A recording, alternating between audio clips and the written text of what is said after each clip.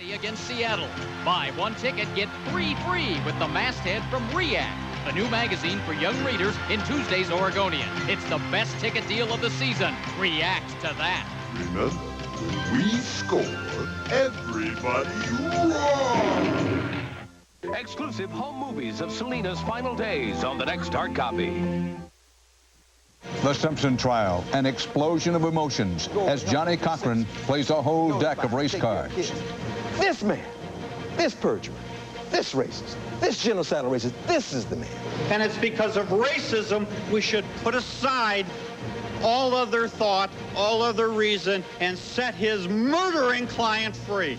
I think it's time for everybody to wake up and realize that we are in a for real world and we have dealt with racism all our lives. And Eye on America. Tonight, reasonable doubt. Is anyone sure what that really means? This is the CBS Evening News with Dan Rather.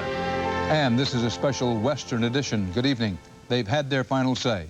O.J. Simpson's lawyers pulled every emotional and scientific lever they could today, trying to keep the jury from convicting Simpson of murder. In his closing arguments, which ended a short time ago, Johnny Cochran Jr. told the mostly black jury that Simpson, among other things, was framed by racist cops.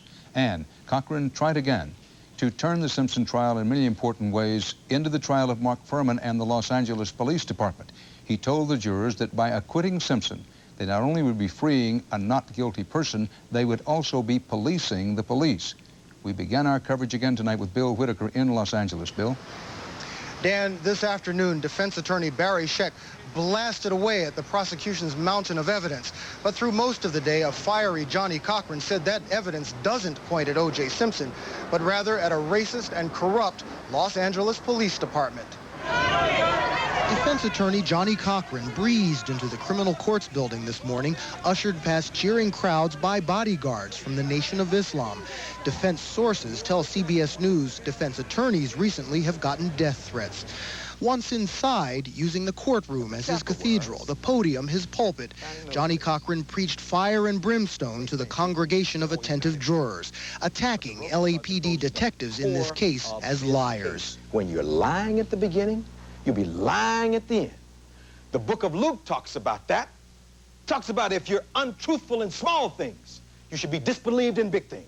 The biggest liars, Cochran accused lead investigator Philip Van Adder and ex-detective Mark Furman. They are twins of deception. Furman and Van Adder, twins of deception who bring you a message that you cannot trust. Van Adder, he said, lied when he said he didn't initially consider Simpson a suspect. Furman, he said, lied so many times about using the N-word, about finding the bloody glove at Simpson's house. With dramatic flourish, Cochran compared Furman to Hitler, an evil racist out to get the black football star with the white wife since responding to a domestic violence call 10 years ago. Why would this man, who is not only Los Angeles' worst nightmare, but America's worst nightmare, why would they all turn their heads and try to cover for him? A rush to judgment, he offered, an injustice which he implored the jury to correct. Who then polices the police? You police the police. You police them by your verdict. You're the ones who send the message. What they've done to our client is wrong. This man, O.J. Simpson, is entitled to an acquittal.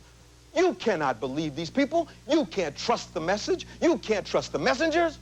Then Act 2 of the defense passion play. Attorney Barry Scheck attacked the science. He said there were serious questions about the blood on the gloves in the Bronco and that incriminating drop of blood on the sock in Simpson's bedroom.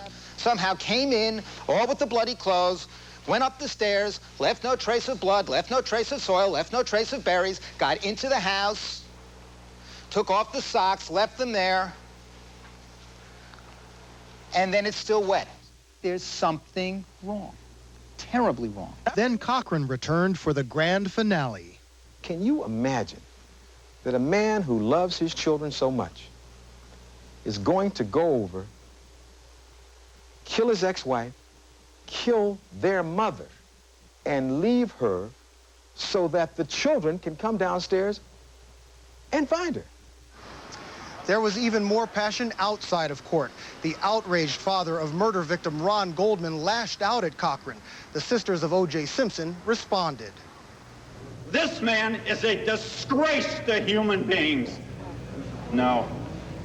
He suggests that racism ought to be the most important thing that any one of us ought to listen to in this court, that any one of us in this nation should be listening to. And it's because of racism we should put aside all other thought, all other reason, and set his murdering client free. I think it's time for everybody to wake up and realize that we are in a for real world, and we have dealt with racism all our lives, every single day.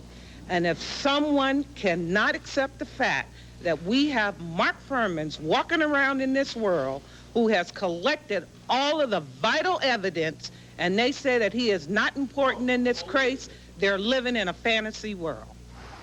Now tomorrow, the prosecution gets a chance to come back and rebut these defense arguments. And late tomorrow, this case finally is to go to the jury.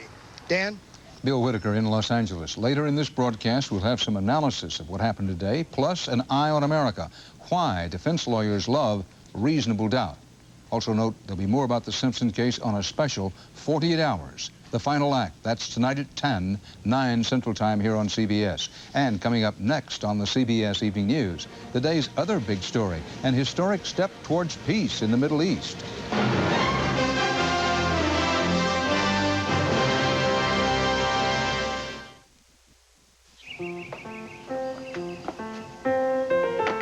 Is this getting serious? I think so. Well, how do you feel about it? Just imagine if you hadn't run out of coffee. Just imagine if you hadn't had Taster's Choice.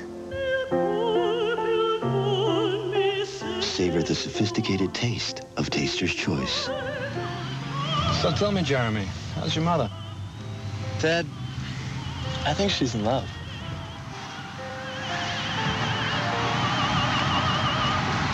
Really? I remember when the only choice was aspirin.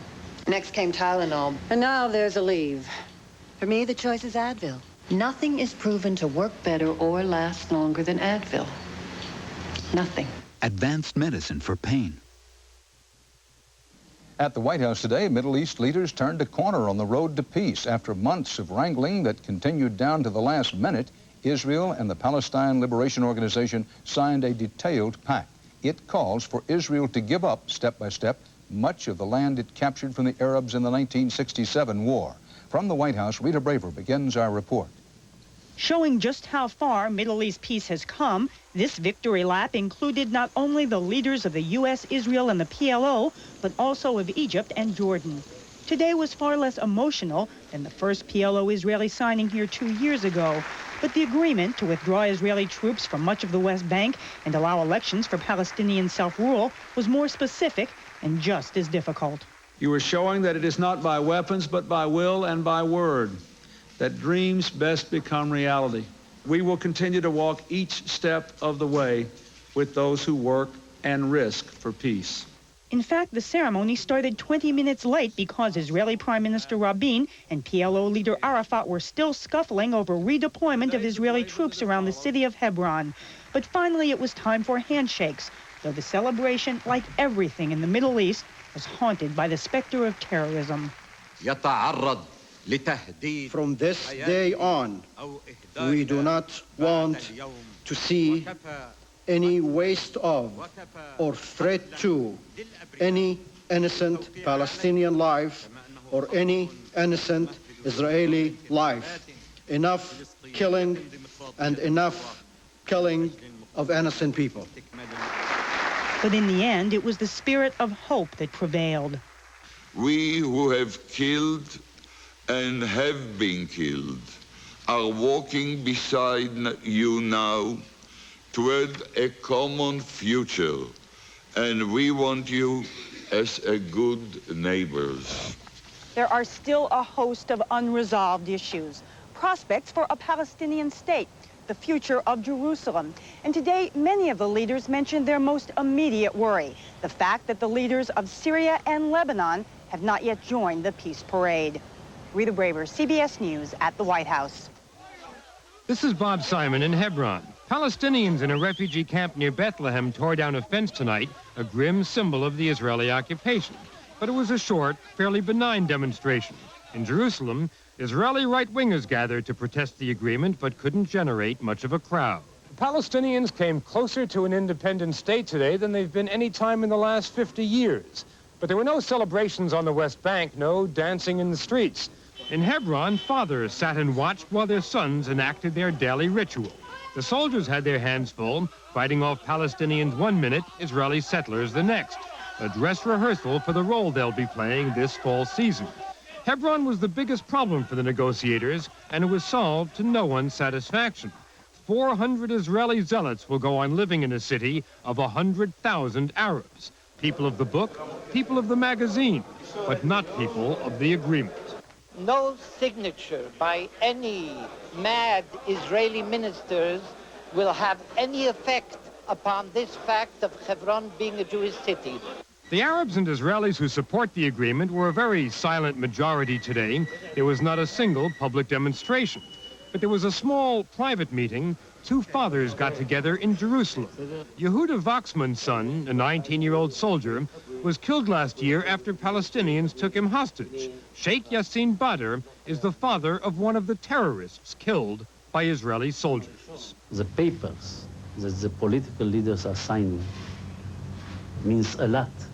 But if people hate each other, we will kill each other, no matter what our political leaders sign. It was older men, fathers, who were making peace today in Washington and in Jerusalem. The question, which no one can answer until more agreements and more years pass by, is whether their surviving sons will follow. Bob Simon, CBS News, Hebron. Still ahead, all about medical savings accounts, a new key but little understood option that may face millions of older Americans now on Medicare.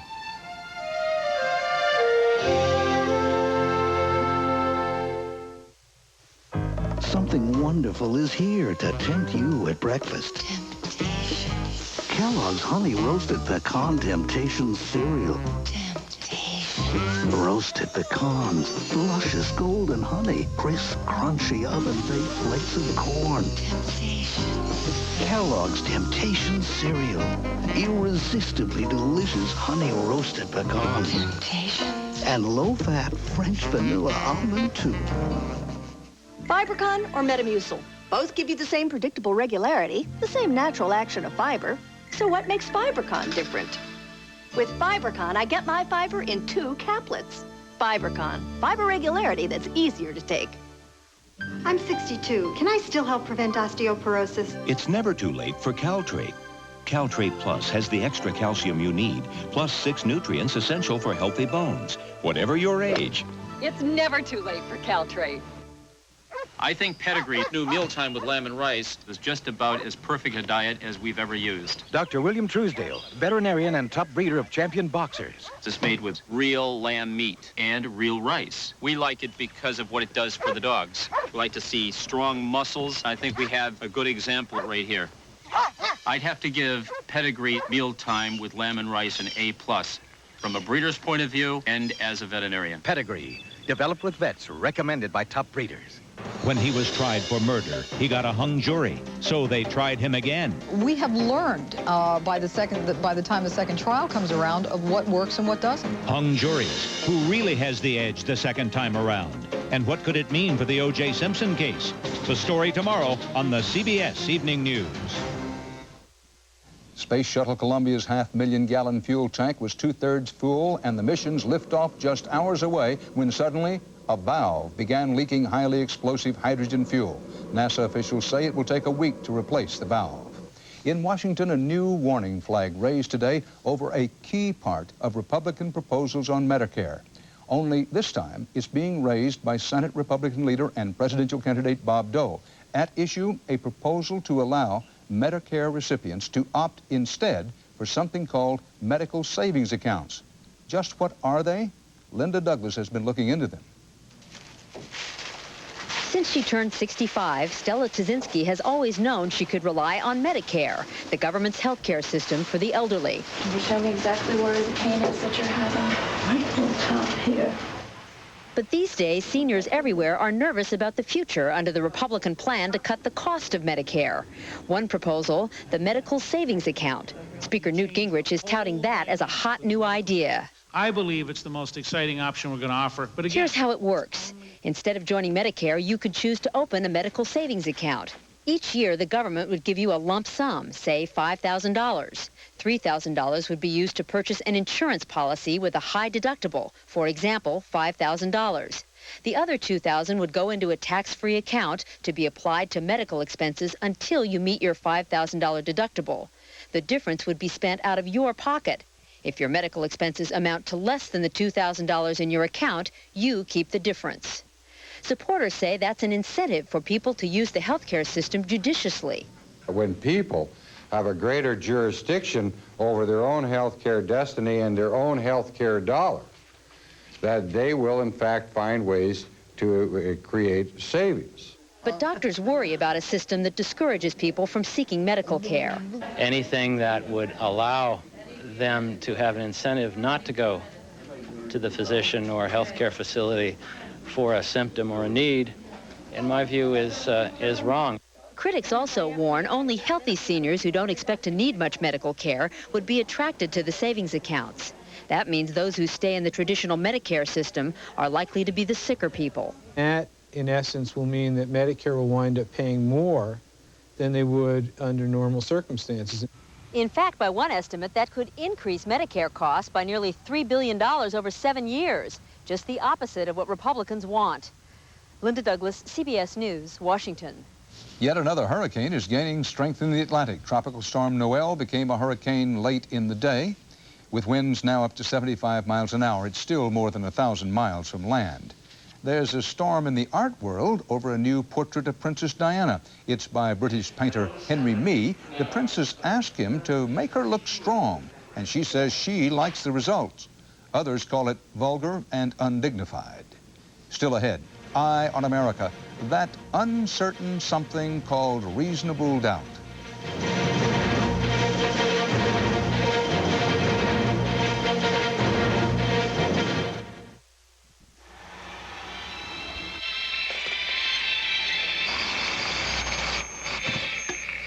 If you've been drinking Ensure, there's a little something you should know. Sustacal has more protein, less fat, and about twice as much calcium. No, Sustacal can't add years to your life, but it might help add life to your years. You've always made a great team. Together growing, dreaming, caring, and sharing the rewards along the way. Park Avenue. For the comfort, for the luxury, for the quality. Congratulations, you've earned it. Buick Park Avenue. It's midnight. My family's asleep getting their rest, but me, I'm in pain and I'm wide awake. I felt a little uneasy about taking something. You know, when I feel like myself in the morning. But then I tried Tylenol PM. It stops my pain, it helps me sleep, so next morning I'm still up before them. Hey, sleepyhead. Sweetheart. Feeling rested, feeling good, like myself. Rest easy. It's Tylenol PM. Now also available in easy-to-swallow gel tabs. Oh, cornflakes for breakfast, huh? Yeah, she's into nutrition. Oh, yeah. Perhaps you should eat Total. It has 100% of 11 of the many vitamins and minerals you need. To get that from cornflakes, you'll both have to add more than just milk. Yeah, such as? Well, raspberries, vitamin C. Oh, okay. Catfish for B6. What? Beets for folic acid. Beets? And some crawdads for niacin. Huh? So, cornflakes or... No, wait, Total. Make Total part of a balanced diet. One bowl, 100%. Hey, had enough? Hey. Closing arguments in the Simpson trial. The prosecution. The defense. Who will the jury believe? Don't miss the season premiere of 48 Hours tonight. In Chicago, Congressman Mel Reynolds was sentenced today to 5 years in prison. The Illinois Democrat says he was treated unfairly. He was convicted of having a sexual relationship with a teenage campaign worker and obstructing justice by trying to cover it up. You've heard the phrase over and over the past few days, reasonable doubt. The Simpson defense is trying to raise it. Attorneys for the people are trying to prove their case beyond it. But what is it, this reasonable doubt? How sure must a jury be to convict? How dubious to acquit? We put Wyatt Andrews on the case for tonight's Eye on America. I have a possible doubt that the sun will come up tomorrow. Do I have a reasonable doubt about it? No.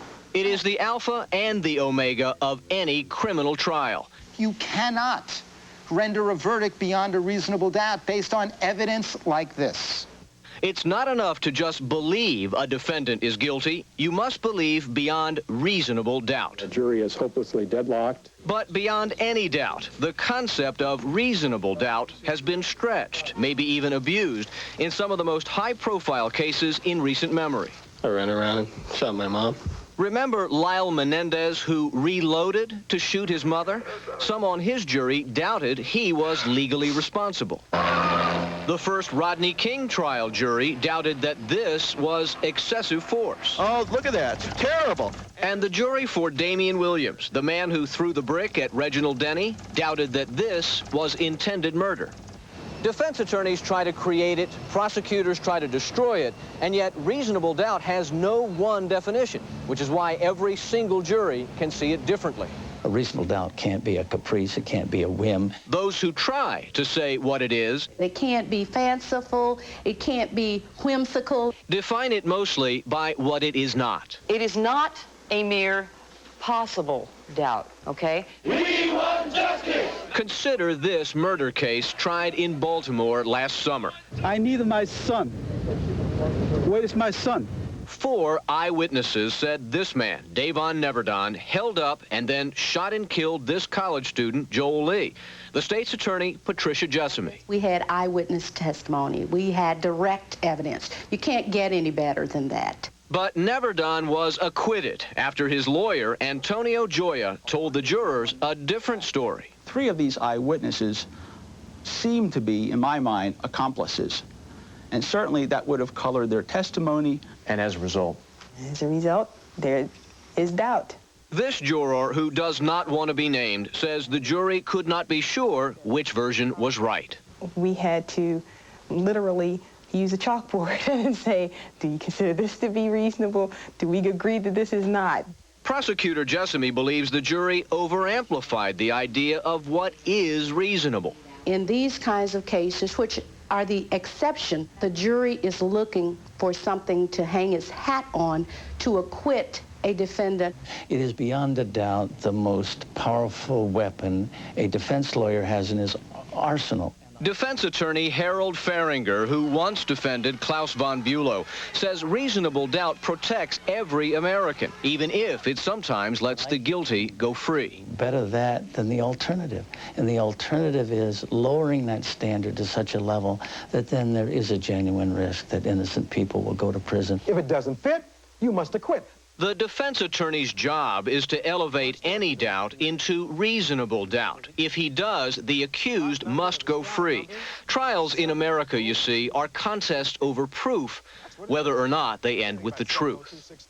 In Baltimore, Wyatt Andrews for Eye on America.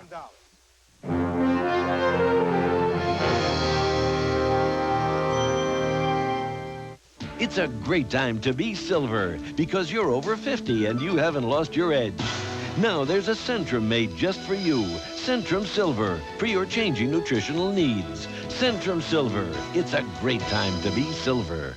We've got that high-pressure area rolling in across the U.S. I'm Mr. Crunch. I'm Mr. Munch, trying to reduce fat, Crunch and Munch. 35% less fat than the original. It's still crunchy, nutty, and sweet. Try it. Reduce fat, Crunch and Munch. It's all your passions in one bite. I was really downing those tablets. Started to think there was something really wrong with my stomach. Was I relieved when my doctor said I just needed a stronger antacid tablet. New Mylanta tablets are strong medicine, made stronger than Tums. stronger than any other antacid tablet, and now made with calcium. Unbelievable. Mylanta tablets, made stronger, made with calcium. My doctor said Mylanta. Every time you make a long-distance call, AT&T sends out a signal to check the quality of the line, automatically routing around trouble before you've even finished dialing. Because in business, it all comes back to getting your calls through. Guaranteed network reliability at a competitive price. Linda, I'd like to bounce an idea off. Only from AT&T for the life of your business. Ooh, okay, it's a little, whoa, short. What's wrong with short? He's short. I like short. When you're working for a special look. Hey, it's our anniversary. Oh, why not? Part of getting that look should include Kellogg's Special K. Big boy, he can take it. Great toasted taste, just 110 calories and fat-free. Kellogg's Special K. Great taste never looks so good. This is too funny. We have late word about a Los Angeles police investigation of retired Detective Mark Furman. CBS News has been told that the Internal Affairs Division is looking into 5 homicides in which Furman was the lead detective. It is also checking all arrests since 1980 in which Furman played a role. That's possibly several hundred cases. In addition, the Los Angeles Public Defender's Office has asked for all case files and arrest reports in which Furman was involved over the past decade. In his closing arguments at the Simpson trial, Johnny Cochran Jr. has sounded at times like a preacher and a poet, offering rhyme and reason for doubt. Joining us again tonight with their analysis, CBS News legal consultants Laurie Levinson in Los Angeles and Ted Wells with me here in New York. Laurie Levinson, did the defense tear down the so-called mountain of evidence of the prosecution? And if so, how did they do it? The defense gave the most amazing closing argument we've heard in this case. Johnny Cochran basically attacked the prosecution and said this case is about race, it is about Mark Furman, and if these jurors vote to convict, they are selling out. And then Johnny Cochran turned this over to Barry Scheck and said, Barry Scheck, you show them through the physical evidence how there is contamination and how there is a conspiracy and how you cannot trust that mountain of physical evidence. Ted Wells, put in perspective for me the very emotional Johnny Cochran closing today, then the Fred Goldman emotional response to that, reaction to it, and the Simpson sisters coming on behind him. I think the decision by Mr. Goldman to engage in a personal attack on Johnny Cochran is potentially very dangerous for the prosecution. Johnny Cochran within the black community is really viewed as a hero. He is a pioneer. He is viewed as one of the great black persons right now that's living today. And to attack this man personally, I think, has the potential to make this case almost a referendum on Johnny Cochran as opposed to the trial of O.J. Simpson. And even though the jurors are sequestered, I've been around courtrooms all my life, and really nothing is truly secret, and things have a way of getting out. And furthermore, we now have the O.J. Simpson sisters out giving press interviews in response to the Goldman statement, and given that there are a number of black women on the jury, I don't think the interviews being given by the Simpson sisters are good for the prosecution either. Laurie Levinson, very quickly, what does the prosecution have to do to offset the obvious inroads that the defense made today? The prosecution has to walk back up that mountain and say to this jury, it's too big of a price to pay. You cannot allow a murderer to go free because you don't like the LAPD, and there's just too much physical evidence to explain away. Ted Wells, Laurie Levinson, thanks. And we invite you to join us for our special 48 hours, all about the Simpson trial, the final act. That's tonight at 10. Dan Rather reporting for the CBS Evening News. I'll see you again soon on 48 Hours.